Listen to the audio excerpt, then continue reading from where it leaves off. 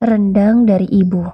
Assalamualaikum warahmatullahi wabarakatuh. Apa kabar Bunda? Semoga Allah selalu memberikan kebahagiaan. Mohon maaf ya Bunda, beberapa hari tidak video. Dan mohon maaf juga kalau suaranya agak berbeda.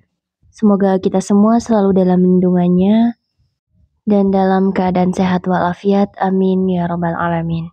Lana, cepatlah keluar, teriak seseorang dari luar. Aku yang baru selesai sholat maghrib, buru-buru bergegas untuk membukakan pintu.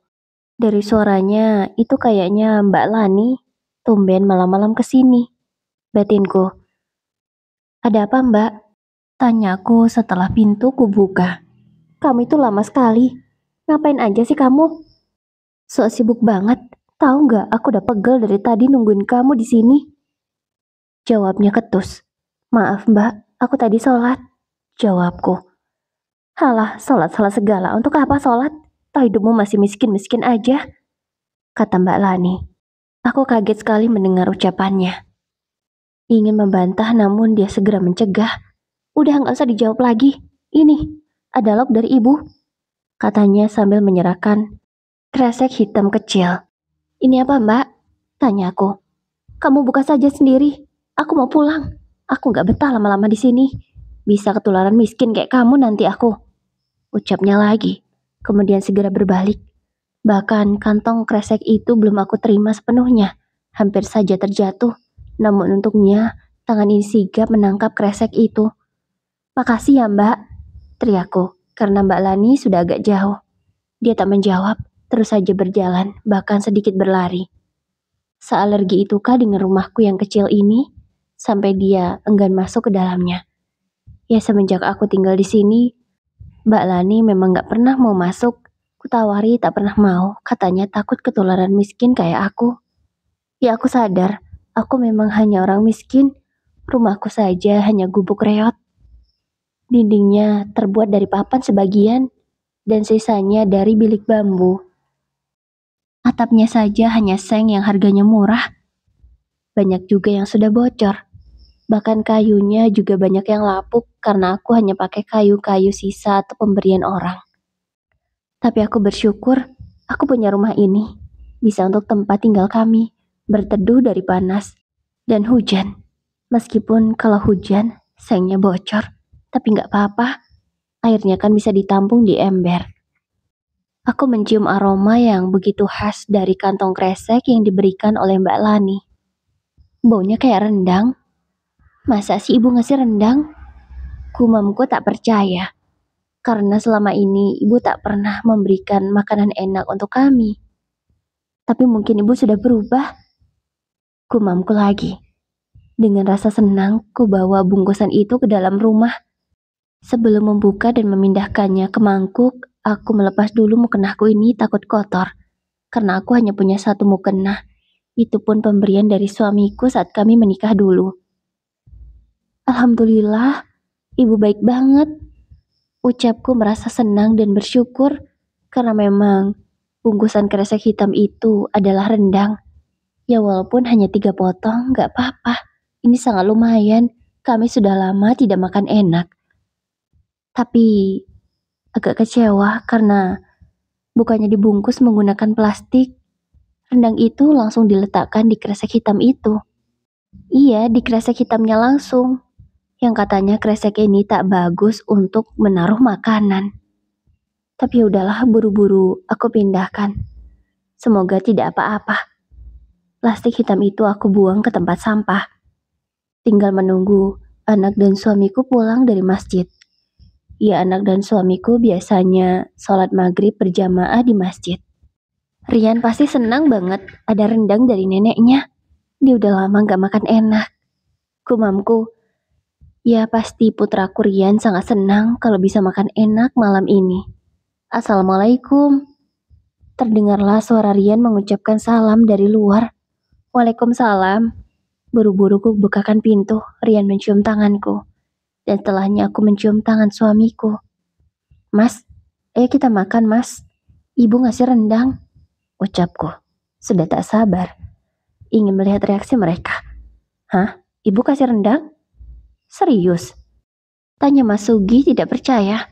Beneran mas, tadi Mbak Lani yang antar. Itu rendangnya ada di meja makan. Aku mengajak keduanya untuk ke dapur, supaya mereka percaya bahwa ibu benar-benar memberi kami rendang. Ini serius dari ibu? Lagi-lagi Mas Sugi masih tidak percaya. Beneran mas, ini rendang asli kok. Aku membolak-balik rendang itu, agar memastikan itu bukan lengkuas, tapi memang daging rendang. Iya, rendang asli. Wah bu, Rian mau makan, boleh nggak? Tanya putraku dengan senang. Boleh sayang. Sebentar ya ibu ambilkan nasinya. Ku ambilkan nasi untuk Rian di dalam periuk di atas tungku kayu bakar. Ya aku bukan masak menggunakan rice cooker seperti orang-orang. Aku masih menggunakan kayu bakar, masih masak di tungku. Tapi menurutku jauh lebih enak. Ya meskipun sedikit ribet karena harus menghidupkan kayu dan mencari kayu bakar. Tapi alhamdulillah di sini kayu bakar masih banyak. Jadi tak begitu kesulitan. Rian makan begitu lahap. Sayang, kamu sudah baca doa belum? Tanya aku mengingatkan Rian. Belum bu, maaf bu, Rian lupa. Saking senangnya bisa makan pakai rendang. Jawab putraku itu. Matanya begitu berbinar bahagia. Aku merasa miris. Ya hanya sekedar makan rendang saja. Kami harus menunggu pemberian dari orang lain. Rian makan begitu lahap.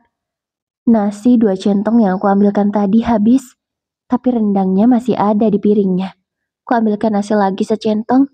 Barulah rendang itu habis. Gimana, sudah kenyang belum nak? Tanya aku ke Rian. Alhamdulillah bu, Rian kenyang. Aduh bu, tapi kok perut Rian sakit ya? Rian mau ke kamar mandi dulu deh. Pamitnya. Mungkin karena banyak makan jadi sampai sakit perut. Tapi baru juga keluar, Rian sudah balik lagi ke kamar mandi. Katanya perutnya masih melilit. Sampai 5 kali Rian bolak-balik ke kamar mandi. Kamu kenapa nak? Perutmu sakit? Apa kamu diare? Tanyaku sangat khawatir. Iya bu, tiba-tiba. Habis makan rendang tadi, jawab Rian. Ya memang, seharian ini Rian baik-baik saja. Tadi pagi hanya makan pakai singkong rebus dan garam tidak kenapa-napa. Kalau siang tadi makan nasi dengan sambal juga tidak apa-apa. Lah ini habis makan nasi dan rendang kok malah bolak-balik ke kamar mandi. Aku memberinya obat yang ada di rumah. Salah satunya adalah kusuruh Rian mengunyah daun jambu biji yang katanya bisa meredakan diare. Aku juga menyuruhnya minum air rebusan jahe yang dikasih gula merah sedikit. Ya mudah-mudahan itu bisa meredakan rasa sakitnya. Tapi semua tidak berguna. Rian masih bolak-balik ke kamar mandi. Ini total sudah hampir 20 kali. Anakku sampai lemas. Bahkan celananya harus basah semua. Ya Allah mas, gimana ini Rian mas? Sudah 20 kali lebih loh mas. Ucapku pada Mas Sugi yang tampak berpikir, apa kita bawa ke puskesmas saja Rian? Sepertinya dia harus dibelikan obat dari bidan. Jawab Mas Sugi, tapi kita nggak punya uang mas. Beras aja tadi dikasih orang. Ucapku. Mas Sugi beristighfar. Astagfirullah, maafkan mas. Maafkan mas Lana. Mas gagal menjadi seorang kepala rumah tangga. Mas Sugi tampak menyesal dan bersedih. Gak apa-apa mas. Kita usahakan yang lain dulu ya mas. Tapi gak bisa, Lana. Rian harus dibawa ke rumah sakit atau ke bidan. Kasihan dia benar-benar udah lemes. Aku gak tega. Mas usaha dulu ya. Mas Sugi langsung keluar. Aku tak tahu dia mau kemana. Apa mungkin dia mau cari pinjaman. Tapi cari pinjaman kemana malam-malam begini? Tapi sekitaran 15 menit kemudian Mas Sugi sudah kembali dengan membawa uang 2 lembar berwarna merah di tangannya. Dapat uang dari mana mas? Tanya aku. Ini aku dapat pinjaman dari Pak Haji. Ayo kita bawa Rian ke rumah sakit, ucapnya. Akhirnya Mas Sugi menggendong Rian. Dan di depan ternyata sudah ada temannya yang menunggu siap mengantarkan. Aku ke rumah sakit dulu ya, nanti kamu nyusul aja. Ucapnya panik. Aku pun menganggukkan kepalaku agar Mas Sugi segera membawa Rian ke rumah sakit. Sementara aku bingung harus menyusul pakai apa. Mana ini malam begini gak enak banget kalau harus merepotkan tetangga. Tapi di saat aku kebingungan, tiba-tiba ada yang menghampiriku. Ayo Mbak Lana, saya antar. Alhamdulillah, ternyata Mbak Rizka, tetangga yang berjarak 3 rumah dari rumahku, mengetahui kalau aku dan Mas Sugi sedang membawa Rian ke rumah sakit. Sesampainya di rumah sakit, dokter sudah menangani Rian. Cukup lama, membuatku semakin khawatir. Mas, kenapa Rian sampai begini, Mas? Tanyaku. Air mata sudah mengalir dari tadi.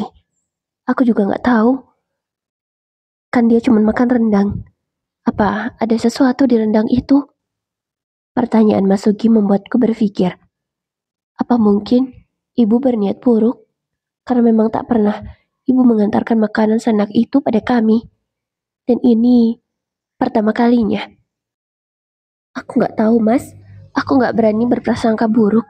Tapi jika nanti dokter menyatakan sesuatu, aku akan langsung tanyakan pada ibu.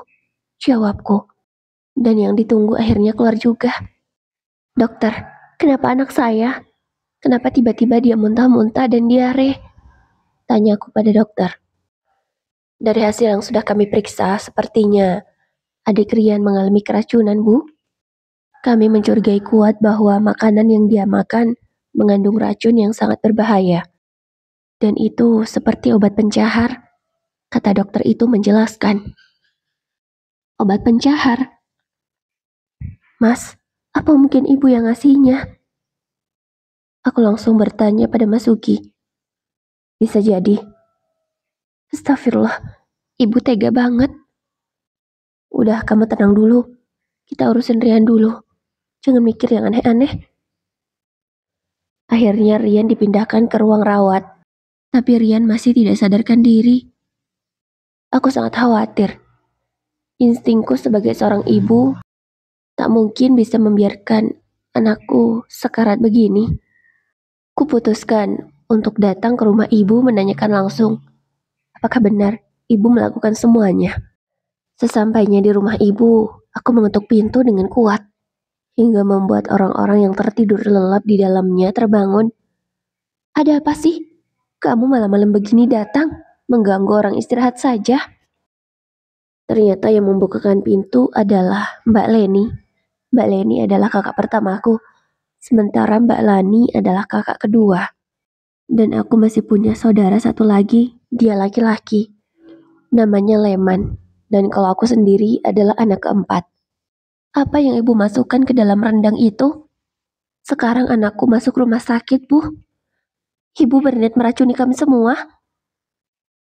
Aku berteriak bertanya pada ibu, meskipun orangnya masih ada di dalam. Ada apa sih ini ribut-ribut? Ibu akhirnya keluar. Gak tahu nih Bu Lana, datang-datang teriak-teriak dan marah-marah. Ucap Mbak Leni. Kamu itu gak sopan ya, sudah malam-malam begini datang, teriak-teriak lagi. Bentak ibu. Jawab pertanyaanku Bu, apa yang ibu masukkan pada rendang itu? Tanya aku sangat emosi. Kenapa memangnya? Ibu malah bertanya balik. Sekarang Rian masuk rumah sakit, Bu. Dia diare dan muntah. Ibu ingin meracuni kami semua. Aku mengulang pertanyaanku tadi. Ibu bukannya simpati malah tertawa. Lalu tangannya diletakkannya di pinggang. Dia berkacak pinggang dengan sombong. Kenapa tidak mati sekalian saja anakmu itu? Kenapa masih sekarat? Tertawa lagilah ibuku itu. Aku sangat terkejut, tak kusangka. Jawabannya akan seperti ini. Astagfirullah, Bu. Rian itu cucu ibu. Kenapa ibu tega? Jadi benar, ibu meracuni kami? Tanya aku semakin emosi. Tapi kenapa kamu masih baik-baik saja, tidak sekarat seperti anakmu? Ibu malah bertanya lagi. Astagfirullah, Bu. Ibu tega sama kami. Aku anakmu, Bu. Apa kamu lupa kalau aku lahir dari rahimmu? Asal kamu tahu ya, Lana, aku menyesal melahirkanmu. Aku tak pernah menganggap kamu sebagai anakku. Aku malah lebih senang kalau kamu mati saja. Ucap ibu dengan mata yang melotot. Aku hanya bisa menggelengkan kepala tidak percaya dengan ucapan ibu kandungku sendiri. Bu, bukan inginku dilahirkan dari rahimmu, tapi semua itu takdir, Bu, dan ibu harus bisa menerima kenyataan. Mau bagaimanapun, aku tetap anakmu, Bu. Suaraku bergetar, hatiku begitu sakit. Rasanya ada palu besar yang menghantam jantungku ini. Aku memang sudah biasa diperlakukan tidak adil oleh ibu. Sejak kecil, aku memang selalu diperlakukan bak pembantu. Dan ketika aku menikah dengan Mas Sugi, aku dibuang. Ya, aku seolah dibuang. Aku hanya dibutuhkan ketika ibu memerlukan tenagaku, seperti memasak atau membersihkan rumahnya. Aku senang hati melakukannya. Kupikir mungkin inilah hal terbaik yang bisa aku lakukan untuk ibu. Tapi mereka menganggap yang berbeda. Mereka merendahkanku. Mereka menganggap bahwa hal ini pantas aku lakukan karena aku tak berhak sejajar dengan mereka. Halah, kamu itu miskin. Sudah sepantasnya mati saja, biar tidak merusak pemandangan di sini. Kini Mbak Leni yang bersuara. Aku menatapnya dengan tatapan sedih. Tak kusangka saudara kandungku sendiri tega mengatakannya. Aku yang sudah emosi ingin mendorong Mbak Leni. Apa yang kamu lakukan, Lana? Teriak ibu. Dia mendorongku dengan kuat, sehingga aku terjengkang ke tanah. Dasar anak tidak tahu diri, miskin, menyusahkan saja. Kenapa kau tidak ikut sekarat seperti anakmu? Teriak ibu. Bukannya menolongku, ibu dan Mbak Leni malah kompak memukuli tubuhku. Ibu menamparku berkali-kali, sementara Mbak Leni menendangi kakiku, punggungku, perutku, dan seluruh tubuhku. Mereka membabi buta memukuliku bergantian. Tidak bergantian, tapi bebarengan. Iya, aku merasakan sakit yang begitu hebat.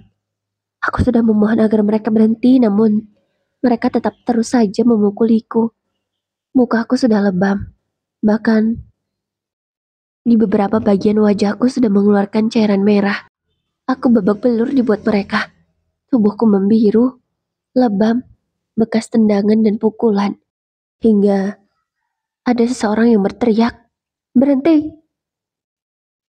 Dan setelah aku membuka mata, ternyata itu suamiku. Ya Allah sayang, apa yang mereka lakukan? Mas Sugi mengajakku berdiri. Astagfirullahalazim, apa yang ibu lakukan? Kalian sudah meracuni anakku. Sekarang kalian menyiksa istriku. Mas Sugi tampak sangat marah. Suaranya bergetar dan meninggi. Kalian memang pantas mendapatkan perlakuan seperti ini.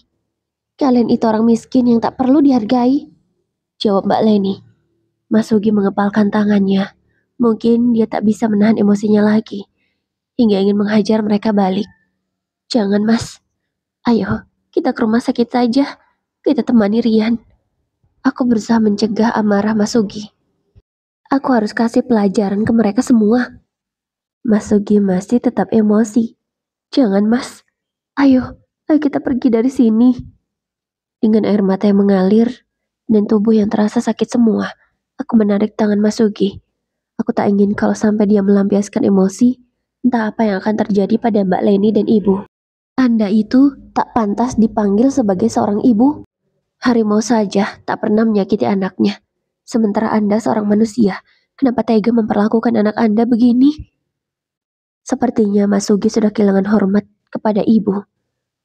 Ibu, bukannya merasa bersalah malah tertawa terbahak-bahak, seolah ini adalah hal yang lucu. Sudah, bawa pergi sana istrimu yang miskin itu. Gara-gara kamu juga aku jadi begini, kata ibu membentak. Aku langsung menarik tangan Mas Sugi agar cepat pergi dari sini. Akhirnya kami tiba di rumah sakit. Perawat mengobati luka-lukaku. Setelahnya aku bisa menemani anakku. Air mata terus mengalir. Melihat Rian yang belum ada perubahan. Malam semakin larut, hingga berganti pagi. Sama sekali aku dan Mas Sugi tak bisa tidur. Tiba-tiba Rian mengalami kejang yang sangat hebat. Buru-buru kami memanggil dokter. Dan setelah beberapa saat dokter menangani Rian, dokter keluar dari ruangan dengan raut wajah yang begitu sedih. Aku yang melihatnya sangat khawatir. Apa yang terjadi sama anak saya, dokter? Maaf, Bu. Rian sudah tidak ada, ucap dokter. Bahkan air matanya juga mengalir. Apa? Apa maksud dokter? Pasti dokter bohong kan? Tanya aku tak percaya. Maaf Bu, memang itu kenyataannya. Kami sudah berusaha semaksimal mungkin. Tapi Allah lebih sayang sama Rian Bu, jawab dokter itu. Aku yang tadinya masih sanggup berdiri, seolah kehilangan tenaga yang ada di kaki ini. Aku terjatuh di lantai. Mas Sugi yang begitu terpukul juga, tak mampu menopang tubuhku. Kami menangis berdua. Kami saling menguatkan, berpelukan. Sabar, ini semua sudah takdir, bisik Mas Sugi di telinga kananku. Aku yang belum bisa menerima, menangis merahung. Tak kusangka, apa yang dilakukan oleh ibu menjadi malapetaka bagi kami. Ibu jahat, Mas, ucapku. Ya, sabar. Akhirnya, kami lebih fokus mengurus pemakaman Rian. Para tetangga berdatangan untuk membantu prosesi pemakaman Rian. Dari sekian banyak keluarga yang aku miliki, hanya Mas Leman dan istrinya yang datang. Ya, Mas Leman adalah orang yang paling kaya di antara kami. Dia yang mengurus semuanya sampai selesai, sampai Rian dimakamkan ke liang lahat. Di tengah-tengah semua itu, datanglah seorang wanita parubaya, yang aku yakini dialah yang melahirkanku. Dia datang bukan untuk berbelasungkawa terhadapku dan Mas Yuki. Dia datang dengan langkah sombongnya. Tangan ia letakkan di pinggang. Kemudian, dengan tidak berperasaan, dia tertawa terbahak-bahak di hadapan jenazah Rian yang hendak dimandikan. Kenapa tidak ikut juga bapak dan ibunya itu? Hanya buat aku malu saja, ucap ibu di hadapan banyak orang yang nyelawat. Mereka semua hanya bisa beristighfar, tidak menyangka kalau ada seorang nenek yang bahagia melihat kematian cucunya. Warga yang geram melihat aksi ibu mendorong ibu agar menjauh dari jenazah Rian, karena Rian akan segera dimandikan. Akhirnya, Rian sudah dimakamkan. Aku belum bisa menerima semua ini. Aku masih terus menangis. Mas Sugi menenangkanku, namun semua itu terasa tak ada gunanya. Aku yang masih merasa hancur dan terpukul, hanya bisa memeluk baju Rian. Sampai acara yasinan malam pertama pun, aku belum bisa berhenti meratapi kepergian anakku. Aku tahu aku salah begini, tapi sulit bagiku untuk mengikhlaskan semuanya. Apalagi aku tahu siapa yang menyebabkan ini terjadi. Ternyata, kehilangan anak lebih menyakitkan daripada aku kehilangan ayah. Ya, dulu, aku bisa hidup karena ayahku. Ayahku yang mau merawatku sejak aku dilahirkan. Kalau bukan karena ayah, mungkin aku sekarang sudah tiada di dunia ini. Karena ibu sama sekali tidak mau mengurusku. Semuanya adalah ayah. Iya, itu makanya aku sangat terpukul dengan kepergian ayah. Tapi tak kusangka, kepergian Rian ternyata jauh lebih menyakitkan dan menyesakkan di dada ini. Besoknya, para warga yang membantu sudah berdatangan. Mereka yang mengurus semuanya. Sementara aku hanya bisa duduk, melamun, dan melihat semua sisi rumah ini, semua sudut rumah ini, penuh dengan kenanganku bersama Rian. Di gubukku yang sudah reot ini, para tetangga dengan ikhlas membantu. Begitu juga dengan Mas Leman, bahkan dia memberikanku amplop yang cukup tebal. Aku sangat bersyukur masih ada orang-orang baik yang mau menolong kami. Beras yang dikasih oleh para warga yang datang melayat dapat sekarung lebih. Aku tidak menyangka ternyata mereka peduli dengan kami. Tak hanya beras, sembako juga berdatangan dari warga dan tetangga. Tak sampai di situ, pengurus desa juga memberikan kami bantuan. Alhamdulillah, masih banyak orang-orang baik di tengah-tengah keluargaku yang tak peduli. Sok-sokan sekali kamu, Lana, mau buat acara tahlilan untuk anakmu. Apa yang mau kamu suguhkan untuk para tamu yang datang? Hanya air putih. Air putih yang kamu rebus sendiri dari sumurmu yang jelek itu? Tiba-tiba ibu datang. Bukan untuk membantu, seperti biasa untuk menghina. Astagfirullahaladzim, Bu Perti. Tak pantas Anda mengatakan seperti itu. Ini di rumah anak Anda loh, sedang berduka. Kenapa tega bicara begitu? Ucap ibu-ibu. Sudah kalian tidak usah ikut campur. Ini urusanku. Aku tidak sudi mengakuinya sebagai anak. Mereka itu hanya orang miskin yang mengharap belas kasihan dari kalian. Dan kalian mau-maunya melakukan itu? Dasar bodoh, kata ibu. Aku semakin sakit hati.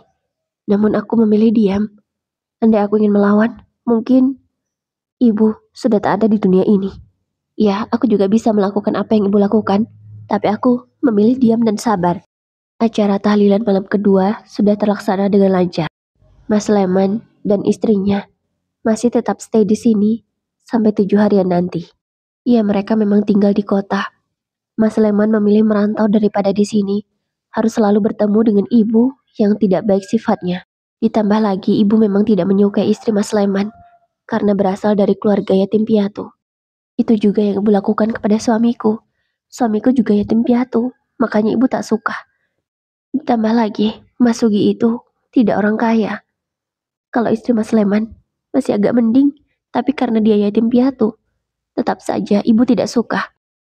Yang ibu sayangi hanyalah Mbak Leni dan Mbak Lani. Mbak Leni punya suami seorang PNS yang kerja di kantor pemerintahan. Kalau Mbak Lani punya suami juragan sawit. Tapi jangan kalian pikir mereka semua itu sukses dan baik-baik saja kehidupannya. Enggak. Aku sudah mendengar kabar kalau suami Mbak Leni tersandung kasus korupsi. Ya, dia ikut korupsi dengan beberapa rekannya. Tapi itu masih berita. Belum ada aksi nyata dari kepolisian untuk menangkapnya. Mungkin dia punya backingan di belakang. Tapi aku yakin suatu saat pasti dia akan ditangkap. Biar saja sekarang ini dia menikmati kesombongannya dari harta yang tidak halal yang dia dapatkan. Sementara suami Mbak Lani, dia memang punya banyak tanah. Tapi kebanyakan tanahnya bermasalah, masih sengketa, atau bahkan dia merebut hak milik orang lain. Ya, bukan hal yang bisa disembunyikan lagi. Sudah menjadi rahasia umum kalau suami Mbak Lani begitu kelakuannya. Tahlilan sudah dilaksanakan sampai 7 hari. Alhamdulillah semua berjalan dengan lancar berkat bantuan dari tetangga yang baik dan Mas Leman. Aku tak tahu jika tak ada mereka mungkin aku tak bisa mengadakan tahlilan untuk Rian. Tapi tiba-tiba aku malah mendapatkan kabar yang kurang mengenakan. Ibuku terpeleset di kamar mandi dan kini mengalami stroke. Ya, ibu sampai stroke. Aku yang khawatir, namun dilarang oleh Mas Sugi karena dia masih sangat sakit hati. Belum berani untuk menjenguk ibu. Walau sebenarnya, aku sebagai seorang anak tetap tak akan pernah tega jika ibuku sakit. Tapi sebaiknya kamu jenguk ibu, ucap Mas Leman.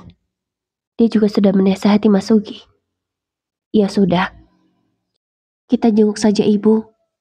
Mungkin ibu memerlukan kita, kata Mas Sugi. Akhirnya kami datang ke rumah ibu. Betapa kami kasihannya melihat ibu. Ibu terbaring di atas ranjang yang sangat kotor.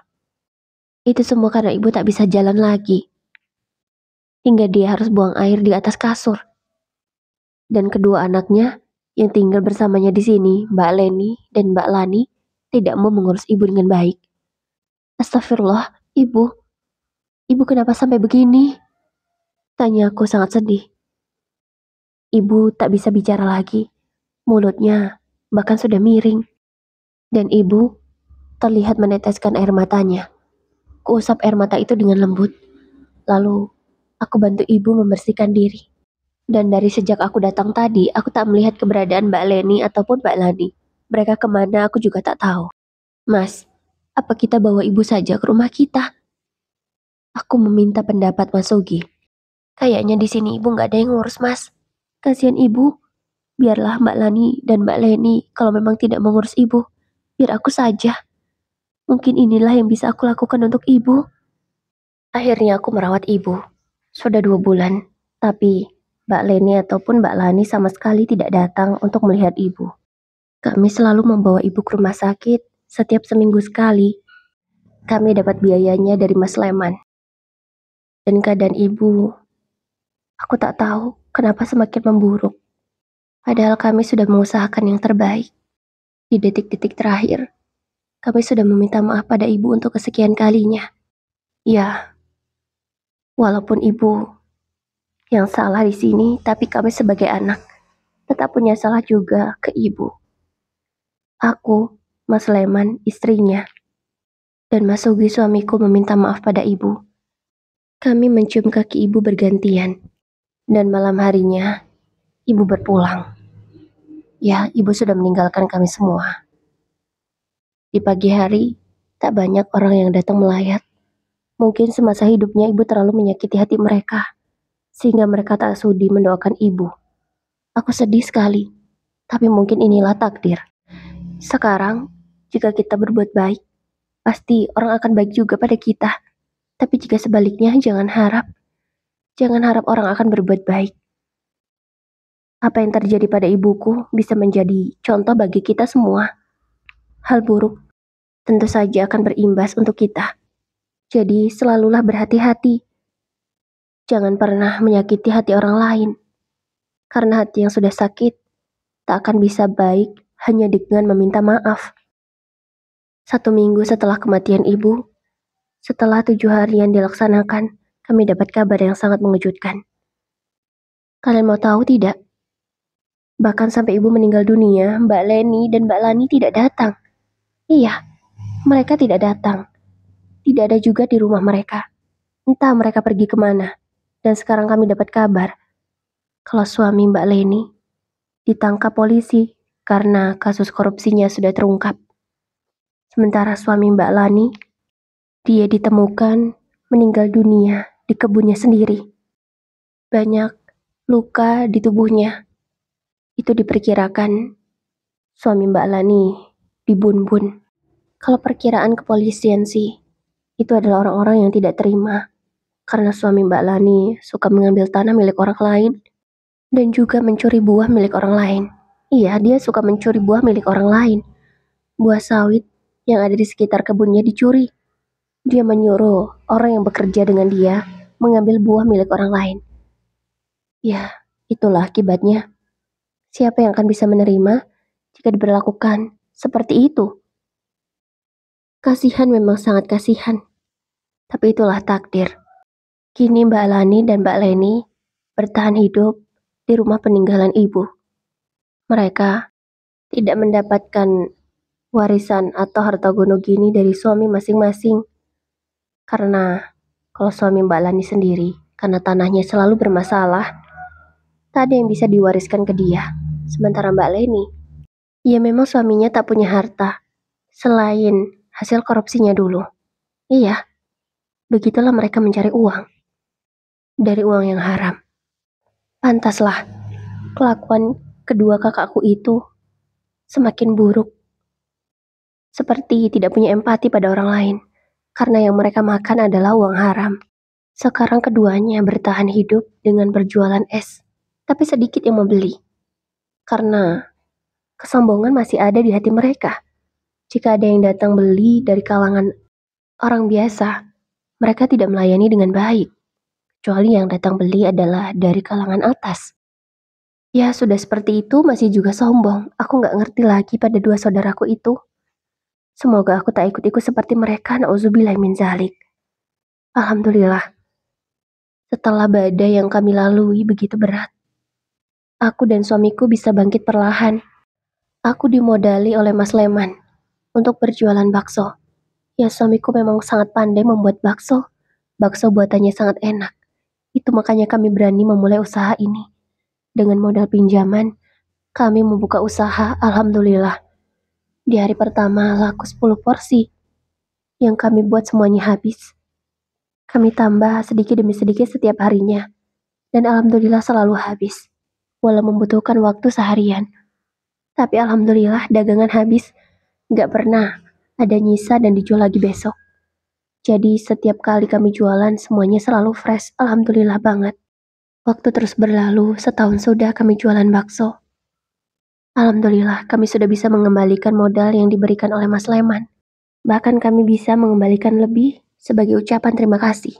Aku gak nyangka, aku dan suamiku bisa di titik sekarang.